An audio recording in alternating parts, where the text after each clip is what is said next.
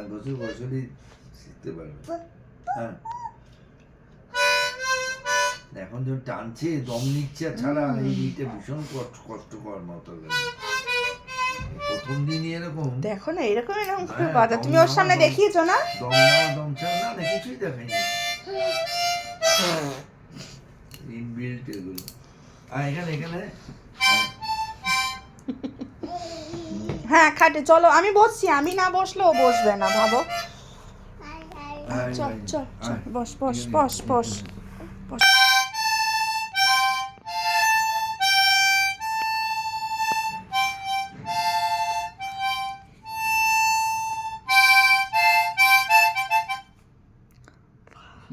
আবার করো, আবার করো।